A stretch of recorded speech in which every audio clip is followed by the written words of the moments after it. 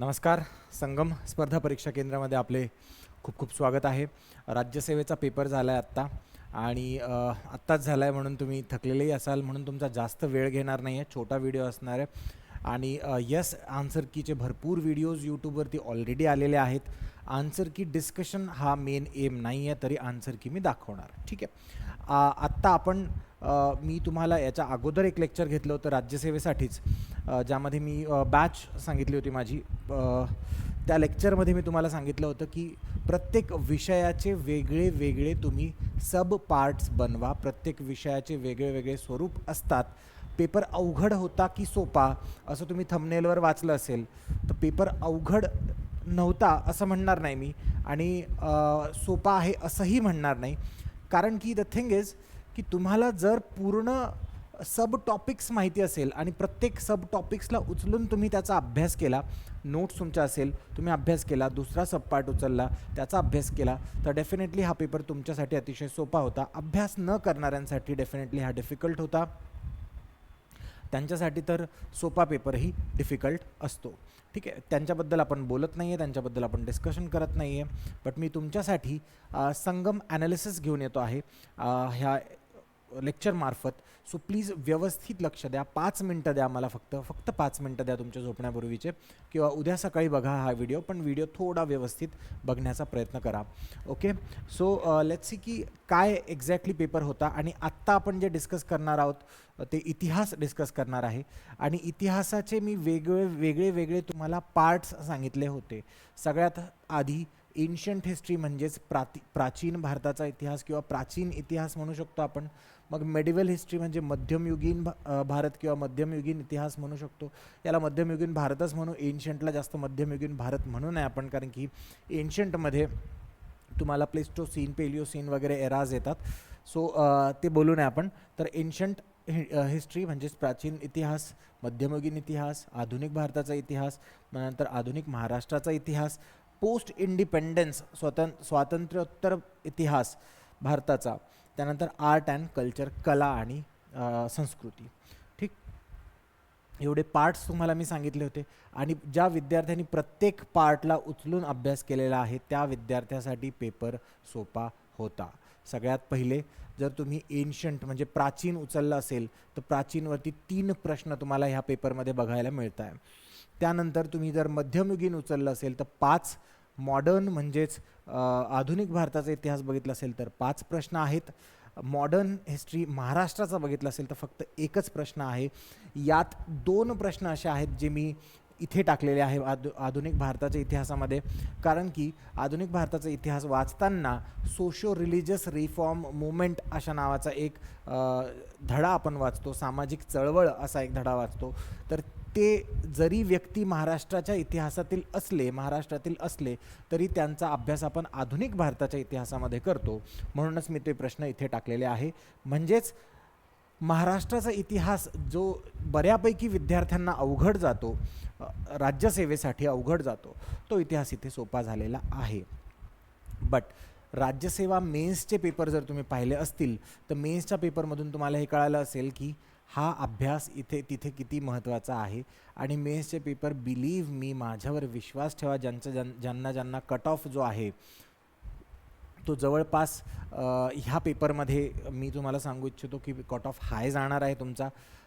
MPSCचे विद्यार्थी तर आहेतच, UPSCचे विद्यार्थीसुद्धा तुमचे कॉम्पिटिशन झालेले आहेत जे महाराष्ट्राचे आहे. आणि बिलीव्ह मी, मी जवळपास 2011 पासून तर 2025पर्यंत दिल्लीमध्ये होतो.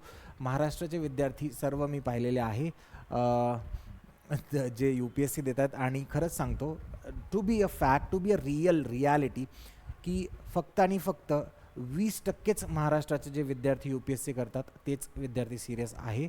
बाकीचे 80% विद्यार्थी निव्वळ फालतू तिथे टाईमपास करतात. आणि UPSCमध्येही हाच फॅक्ट आहे. आणि कट ऑफ कमी लागण्यामागचं रिझन की अभ्यास करत नाही पोरं. ठीक आहे. तर बाकी सगळे बघितलं तर भारतातले पोरं तिथे आहेत, जेवढे वेगवेगळ्या राज्यातून, नॉर्थ ईस्टचे बघा तुम्ही, तेही काय त्यातलेही तशाच प्रकारचे 80-90% अभ्यास करत नाही. ते तर 90% अभ्यास करत नाही, 10% करतात. ठीक. सो सांगण्यामागचं तात्पर्य म्हणजे हे की UPSCचे मुलं तुमचं कॉम्पिटिशन आहेत, जरी ते 20% आहे तरी ते तुमचं चांगलं तगडं कॉम्पिटिशन आहे इथे. सेकंड कॉम्पिटिशन तुमच्यासाठी ते विद्यार्थी आहेत ज्यांनी 10वीपर्यंत इंग्लिश मिडियममध्ये अभ्यास केला आहे किंवा 10वीपर्यंत त्यांची जी शाळा होती ती अत्यंत चांगल्या दर्जाची शाळा स्कूलिंग झालेली आहे. कारण की तुम्ही बघाल की मी सांगतो बघा तुम्हाला 2002-03 नंतर भारताच्या एज्युकेशन सिस्टममधला डेटा जो आहे तो बदलू लागला आहे आणि त्यानंतर जे विद्यार्थी त्यानंतर जे शाळेमध्ये जाऊ लागलेत विद्यार्थी ते तुमच्यासाठी भयंकर जास्त कॉम्पिटिशन निर्माण करणार आहेत, अजून भविष्यातही खूप जास्त निर्माण करणार आहे. So efforts are must. Okay. So हे 2 व्यक्ती तुमच्यासाठी कॉम्पिटिशन आहेत जे नवीन तुमच्या स्पर्धा परीक्षेमध्ये उतरत आहेत ते. म्हणून तुम्हाला सांगतोय आन्सर रायटिंग, उत्तर लेखनामागे रडू नका. माझ्यासोबत मला तुम्ही फक्त 5 दिवस द्या. 5 दिवसात तुम्हाला मी बेस्ट आन्सर रायटिंग शिकवून देईल. ठीक आहे. आन्सर रायटिंग जास्त बिग डील नाही आहे. कट ऑफ तुमचा ह्या पेपरमध्ये जवळपास 120 मार्क्स असा लागेल. 115 ते 120 मार्क्सच्या मध्येच लागेल. ज्यांचा स्कोर 120 आहे त्यांनी सेफ खेळायला हरकत नाही आहे. 120च्या पुढे आहे त्यांचा. ज्यांना 112च्या पुढे 110 ते 115मध्ये स्कोर आहे समजा, तर त्यांनी परत माझ्या सांगण्याप्रमाणेच त्यांनी उपास वगैरे धरायला सुरुवात करून टाकावी की पेपर पास व्हावा म्हणून. आणि 115 ते 120च्या मध्ये स्टुडंट्स पास होतील. ठीक आहे. 115 ते 120 मधले स्टुडंट पास होतील असं एकदम एक्झॅक्ट गॅरंटी नाही, ते काठावर राहतील. बट 120 जे आहे त्यांनी एकदम 100% प्रिपरेशनला स्टार्ट करा.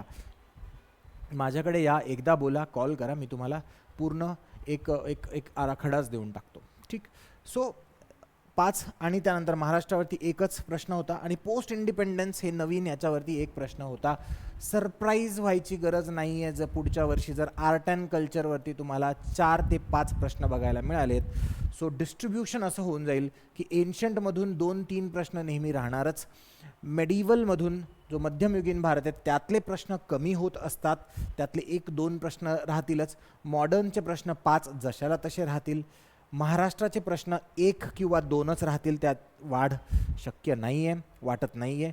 पोस्ट इंडिपेंडन्सवरती 1 किंवा 2 प्रश्न राहील आणि आर्ट अँड कल्चरवर परत तुम्हाला 2 ते 3 प्रश्न बघायला मिळतील. ठीक आहे. सो महाराष्ट्राचं आर्ट अँड कल्चर भयंकर जास्त तुमच्यासाठी ह्या क्षणाला इथून पुढे जे अभ्यास करणार त्यांच्यासाठी महत्त्वाचं आहे.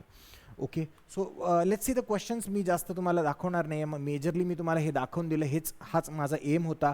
आणि तुम्ही बस स्वाईप करत चला की बाबा हा प्रश्न होता वरहमिहिरचा, वाघभट्ट जे आहेत ते, ईश्वर कृष्ण, प्रसदपद. आता हे कुणी ऐकलेले नसतील, हे जनरली ह्यांच्यामधले कुणीच जे स्पर्धा परीक्षा करतात ज्यांनी एन्शंटचा अभ्यास केलेला नाही ते ऐकले नसतील. पण ज्यांनी थोडा जरी अभ्यास केला आहे त्यांना डेफिनेटली हा जो वरहमिहिर आहे हा 100% माहिती आहे. सो आन्सर याचं 4th आहे. 4th म्हणजे वरहमिहिर जर तुम्ही बघायला गेलात तर एचं 1 आहे. जर एचं 1 तुम्ही जोडलं तर एचं 1 इथे कोणतंच मिळत नाही तुम्हाला. ठीक आहे. सो प्लीज एखाद व्यक्ती जरी माहिती असला, ह्यावेळेस मेजरली इतिहासामध्ये मॅच द कॉलमचे प्रश्न जास्त होते, तर वरहमिहिर जरी तुम्हाला माहिती असला की वरहमिहिरनी हे जे त्यांचं बुक आहे ते लिहिलेलं आहे किंवा ही जी मांडलेलं आहे त्यांनी, तुम्हाला एक जरी माहिती असला तर डेफिनेटली तुम्हाला फायदा होईल. वाघभट्ट पण बराच फेमस आहे, बट माहिती नसेल तरी काही हरकत नाही. बट वरहमिहिर माहिती असेल तर इथे उत्तर येऊन जातं तुमचं. तर आन्सर त्यासाठी option number 4, option number D हे राहील. पॉज करून तुम्ही तुमच्या पेपरमध्ये हा प्रश्न शोधा. हे ॲनालिटिकल PDF आहे, ॲनालिटिकल PPT आहे, म्हणून तुम्हाला थोडं क्वेश्चन शोधायला थोडी डिफिकल्टी येऊ शकते. सो परत हा एक जो प्रश्न आहे याचं उत्तर ए म्हणजेच 1 आहे. सो हा प्रश्नही एन्शंटमधूनच आहे, प्राचीन भारताच्या इतिहासामधूनच आहे. बट यामध्ये सगळ्यात मोठा आहे हर्षचरित्र, जे तुम्हाला माहिती असायला पाहिजे, ठीक आहे. आणि 2 नंबरचं म्हणजे मालविका अग्निमित्र, ह्यात सगळेच फेमस आहे. हर्षचरित्र जे बाणभट्टांनी लिहिलेलं आहे तेही फेमस आहे. त्यानंतर मालविका अग्निमित्र जे कालिदासांनी लिहिलेलं आहे तेही महत्त्वाचं खूप फेमस आहे. आणि मुद्र राक्षसा जे आहे विशाख दत्तांनी लिहिलेलं तेही खूप फेमस आहे. मालविका अग्निमित्र जे मालविका आणि अग्निमित्र हे दोन म्हणजे कालिदासांनी स्टोरी लिहिली होती. एक राजाची मुलगी म्हणजे मालविका आणि अग्निमित्र या दोघांमधली एक ही लव्ह स्टोरी आहे, अतिशय सुंदर अशी. सो हिचं उत्तर ए हे आहे. बट जस्ट हर्षचरित्र बाणभट्टा भयंकर फेमस.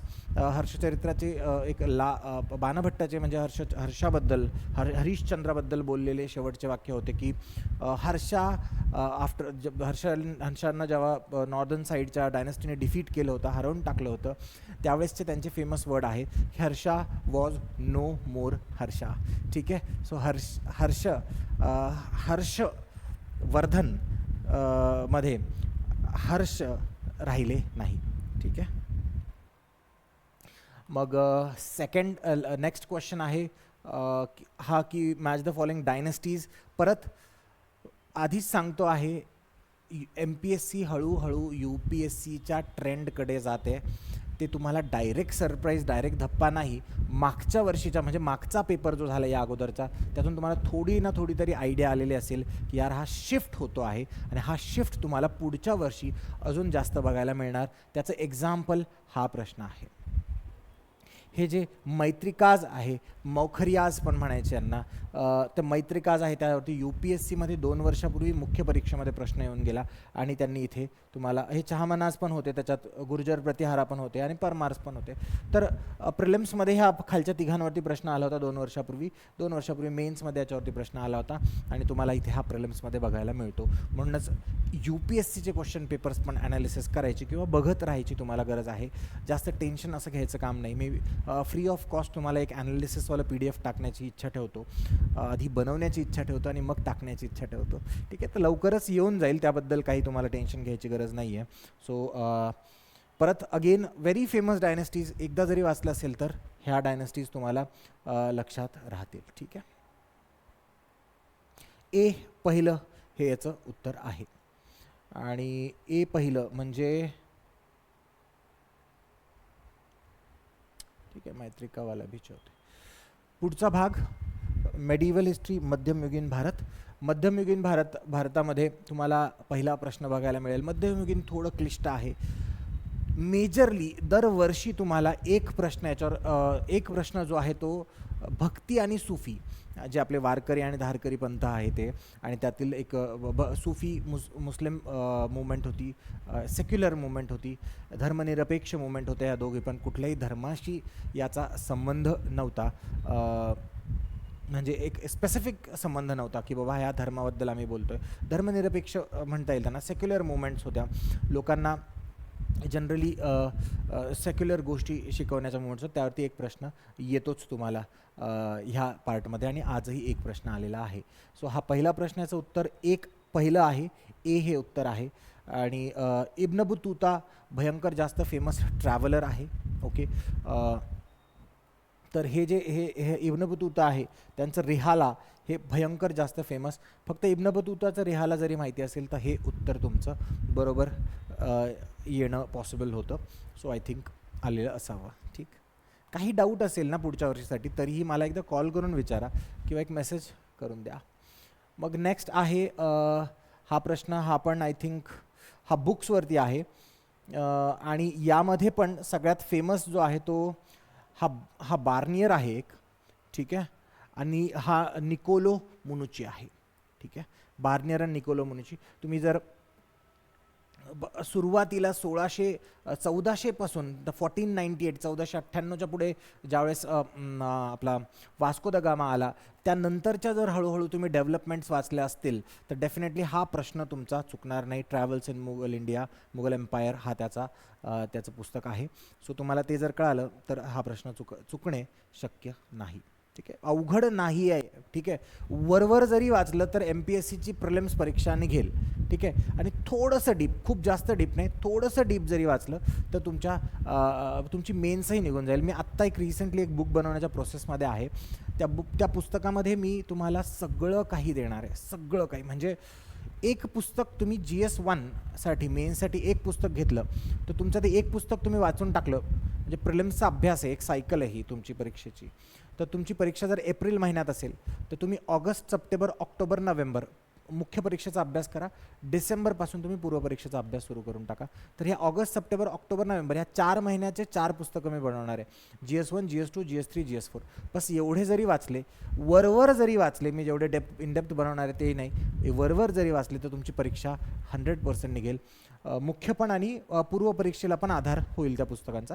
पण डिसेंबर नंतरसाठी तुम्ही प्रिलिम्सच्या पुस्तकावरती शिफ्ट होऊ शकतात. सो हा प्रश्न आपल्याला बघायला मिळतो. हा आहे जेव्हा दिल्ली सल्तनत सुरू झाली ना, दिल्लीची सुलतानशाही म्हणतात वाटतं त्याला, त्यानंतरच्या डेव्हलपमेंट्स आहेत. मुघल आल्यानंतरच्या पण डेव्हलपमेंट्सवरती प्रश्न येणं पॉसिबल आहे. बट दिल्ली सल्तनतवरती मला इथून पुढे जरा जास्त प्रश्न बघायला मिळतील, 1-2 वर्ष. ठीक आहे. सो जसं मी तुम्हाला सांगितलं, भक्ती आणि सुफी ह्या 2 मुवमेंट्सवरती प्रश्न आहे, तर दिल्ली सल्तनतवरती पण तुम्हाला पुन्हा एकदा एक प्रश्न बघायला मिळतील. 1, 2, 3 हे याचं उत्तर आहे. आता अशा प्रकारे ज्यावेळेस आपण लॉजिकमध्ये खेळतो त्यावेळेस डेफिनेटली हे जे एक्स्ट्रीम स्टेटमेंट असतात, अतिशयोक्ती दाखवणारे जे स्टेटमेंट असतात ते आपण कट करतो, की 22 लढ्या खेळलाय हा आणि 22च्या 22 जिंकलेला आहे, म्हणजे कुठलीच एक हारलेला नाही, तेव्हा आपण त्याला कट करतो जनरली. बट थोडासा अजून एक लॉजिक जर आपण मागून डोक्यातून कुठून तरी आणलं, की यार ह्या व्यक्तीने ज्यावेळेस हा पेपर बनवला, सेट केला होता, त्यावेळेस त्याने हे कुठेतरी वाचलं, हेमूचा पॅराग्राफ त्याने उचलला आणि वाचायला घेतला आणि त्याने तो इथे टाकून दिला. तर मे बी आता Hemu defeated Akbar in second battle of Panipat. तर पानिपतचं जे युद्ध आहे ते बरंच फेमस आहे. ठीक आहे. सो 4th ऑप्शन अभ्यासाने एलिमिनेट होतं. तर इथे लॉजिक लावून हे कट केल्यापेक्षा अगोदर थोडं डीपर्यंत या. 4th ऑप्शन तुम्ही जर एलिमिनेट केलं तर डी कट, ABC आणि AC उरतं आपल्याकडे. मग बीमध्ये कन्फ्युजन आहे, तर बीचा काय इश्यू आहे?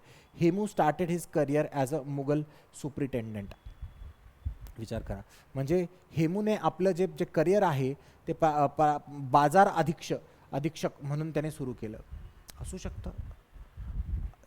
मुघल एम्पायरमध्ये तो जेव्हा आला, लढाया खेळायला लागला, तर सुरुवात त्यांनी काहीतरी छोट्या गोष्टीपासूनच केली असेल, म्हणून हे ऑप्शन तुम्हाला घ्यावं लागेल. इथे लॉजिकसाठी एक सेपरेट लेक्चर बनवेल मी, अतिशय सुंदर लेक्चर राहील. सो याचं उत्तर 1 आहे. हे A, B आणि C हे याचं उत्तर आहे. नेक्स्ट प्रश्न आहे सुफी आणि भक्ती. संत तुकाराम, संत एकनाथ, संत ज्ञानेश्वर ह्या सगळ्यांवरतीही प्रश्न तुम्हाला एक्सेप्ट येतील आणि मुख्य परीक्षेमध्ये पण येतील.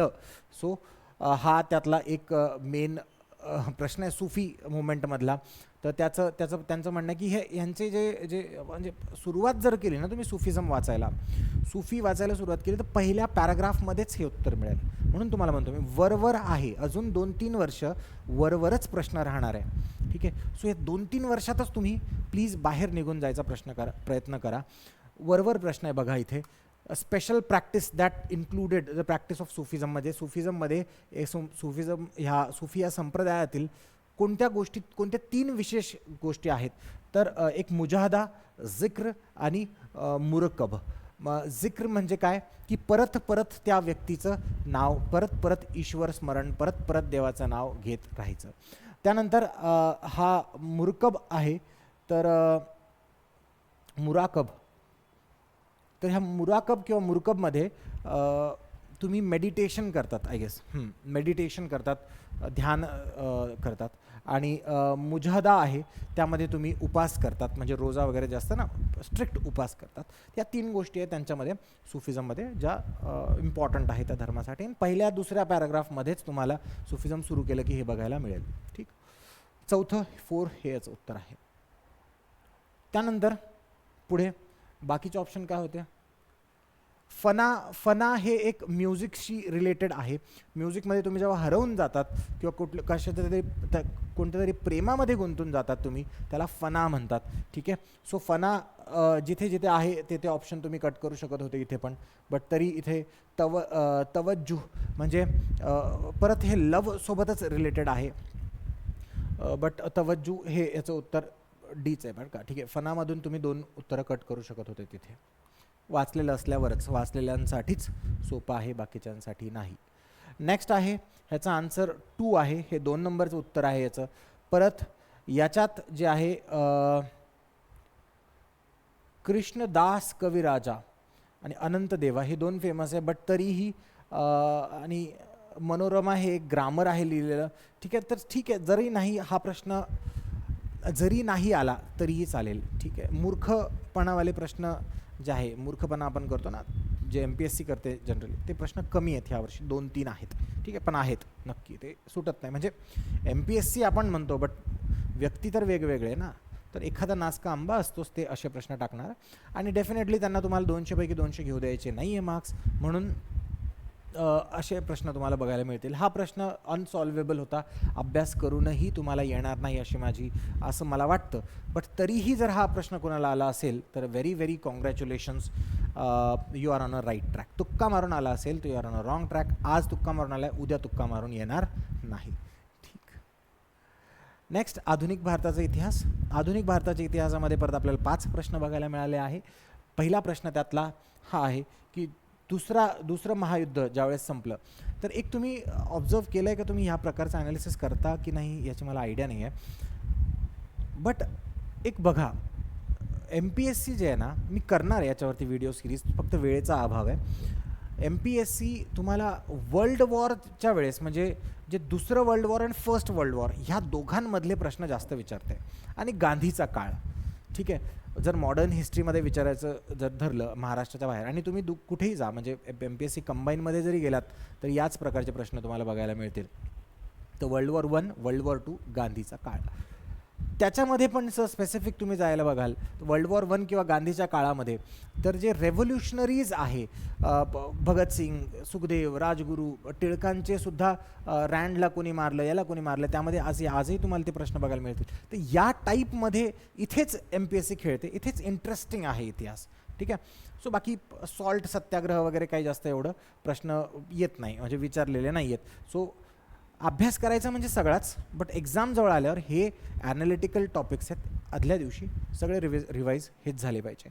सो परत सेकंड वर्ल्ड वॉर ऑगस्ट ऑफरवरती प्रश्न आहे. एक क्रिप्स ऑफर होती, एक ऑगस्ट ऑफर आहे, कॅबिनेट मिशन प्लॅन आहे, हे फेमस आहे, म्हणजे यांना पाहिजेच हे, याच्यावरतीच प्रश्न मेजरली विचारतात घुमवून फिरवून. ठीक आहे, 1 and 2 बोथ हे याचं उत्तर आहे 2 नंबरचं. बी इज करेक्ट, नाही sorry, in order to full responsible system of government, नाही, ऑप्शन बी हे याचं उत्तर आहे, 2 हे याचं उत्तर आहे. ठीक आहे, 2, option B is correct, A is incorrect. Right. त्यानंतर डॅश संस्कृत स्कॉलर, याच्यात बघा, डॅश संस्कृत स्कॉलर हे जे इसवी सन 1864 या संस्कृत विद्वान व कट्टर समाज सुधारकाने काय हे कार्यास वहन करून सरकारी सेवेचा राजीनामा दिला. एक गोष्ट लक्षात ठेवा, सरकारी सेवेचा राजीनामा दिला की नाही दिला किंवा कुठल्याही पर्सनॅलिटीला, हे तर फेमस आहे. MG रानडे आज 2 वेळेस बघायला मिळाले आपल्याला, है ना, 2 प्रश्नांमध्ये. KT तेलंग दोन प्रश्नांमध्ये, बाळशास्त्री जांभेकर एकाच, विष्णुशास्त्री पंडित एकाच प्रश्नामध्ये. तर हे दोघं तुम्हाला 2 प्रश्नांमध्ये बघायला मिळाले. हे 4 नावं तुम्हाला प्रत्येक वेळेस मिळतील, आणि मी गॅरंटी देऊन सांगतो तुम्हाला, ॲनालिसिस जर तुम्ही कराल, ऑप्शन्सचा अभ्यास जर तुम्ही कराल, तर तुमच्या पुढच्या वर्षीच्या पेपरमध्ये 25 क्वेश्चन तुम्हाला वाचायची पण गरज नाही आहे, ऑप्शनही वाचायची गरज नाही, लगेच तुम्ही उत्तर द्याल. ठीक आहे, सो हा त्या टाईपमधला एक प्रश्न होता. आणि ज्यांनी कुणी अभ्यास केला आहे त्यांना माहिती आहे की MG रानडे आणि KT तेलंग सर जे आहे, हे आय थिंक 63 की 67पर्यंतच कधीतरी हे बॉम्बे हायकोर्टचे जज झाले होते, म्हणून सरकारला नाराज ते करणार नव्हते. आणि KT तेलंगही नंतर जज झाले होते बॉम्बे हायकोर्टचे, आय थिंक 1892 वगैरेच्या, 1892 वगैरेच्या काळामध्ये झाले होते हे, आणि हे 64-65च्या दरम्यानच झाले होते. सो हे 2 ऑप्शन्स तुमचे कट होऊन जातात. बाळशास्त्री जांभेकर बरेच फेमस पर्सनॅलिटी, विष्णुशास्त्री पंडित पण बरेच फेमस आहे, बट तरी जर बाळशास्त्री जांभेकरांचा अभ्यास केला आहे तर उत्तर शोधायला वेळ लागणार नाही. आन्सर ऑप्शन 2 हे याचं उत्तर आहे. पुढचा प्रश्न, name the social reformer describe in the sentence following sentences. पुढील वाक्यातील वर्णन केलेले समाज सुधारक ओळखा. अतिशय सोपे असतात असे प्रश्न, आणि जे काही लोक असतात याचा आन्सर 2 आहे. बट तुम्ही ट्रिक्सवाले लोक ऐकले असतील, है ना, एक मिनटं, ट्रिक्सवाले लोक ऐकले असतील तर त्यांचं म्हणणं असतं जनरली, याच्यात तर फुल फॉर्म दिलेलं नाही कोणाचाच, नाही शॉर्ट फॉर्म असला तर कट करा. ठीक आहे, ती ट्रिक पण आहे, बट ती कुठे करायची कुठे नाही करायची हे कळायला पाहिजे. ह्या क्वेश्चनमध्ये पर्टिक्युलर बसत नाही ती. या क्वेश्चनचं उत्तर RG भंडारकर आहे. ठीक आहे, एक अजून एक ट्रिक आहे बरं का, BBMM सारखे दिसले तर. आता ही ट्रिक नाही आहे. ज्यावेळेस मी स्वतः, आणि तुम्हाला मी सांगत पण असतो की जेव्हा तुम्ही अभ्यास करताय ना तेव्हा स्वतः MCQs बनवा.